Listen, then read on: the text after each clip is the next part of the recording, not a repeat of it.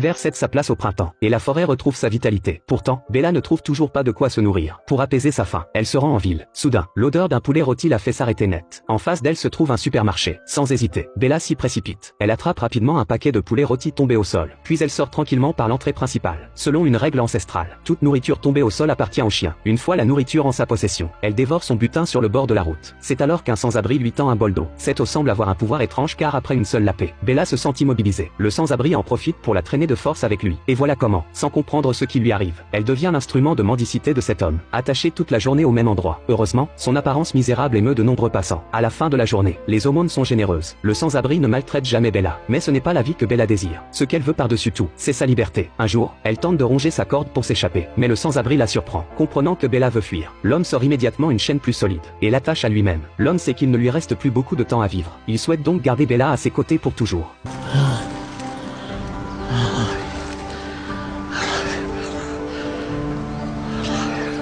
Bella ressent la solitude du sans-abri. Elle décide de rester avec lui jusqu'à la fin. Après tout, même dans ses moments les plus difficiles, il ne l'a jamais laissé avoir faim. Mais cet amour est teinté d'égoïsme. La cause profonde en est les séquelles de la guerre sur ce vieux soldat. Quelques jours plus tard, Bella souffre terriblement de la faim. Elle veut s'approcher du lac pour boire. Mais la chaîne en fer les maintient fermement attachés l'un à l'autre. Elle ne peut qu'observer impuissante les gros poissons si proches. Dans ces montagnes reculées, les passants sont rares. Les jours passent ainsi. Bella gît au bord du lac, mourante, au seuil de la mort. Elle pense à son maître. Elle a encore une promesse à tenir envers lui.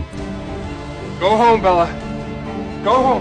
Comme par miracle, dans son désespoir, elle entend soudain des voix humaines. Deux garçons bienveillants viennent la délivrer de ses chaînes, sans prendre le temps de les remercier. Bella court vers le lac pour boire goulûment. Jamais l'eau ne lui a paru si douce. Ainsi, Bella reprend sa route vers la maison. Mais la forêt n'est pas sur la nuit. Sans le vouloir, elle pénètre sur le territoire des loups. Consciente du danger, Bella s'éloigne rapidement. Mais jusqu'à l'aube, les loups affamés la poursuivent sans relâche. Finalement, ils l'encerclent, et se jettent sur elle dans une mêlée violente. Bella n'a pas mangé depuis plusieurs jours. En peu de temps, elle se retrouve couverte de blessures. Au moment où les loups s'apprêtent à l'achever, ils semblent entendre quelque chose qui les fait reculer. C'est un puma qui apparaît. Le puma se jette furieusement devant Bella pour la protéger.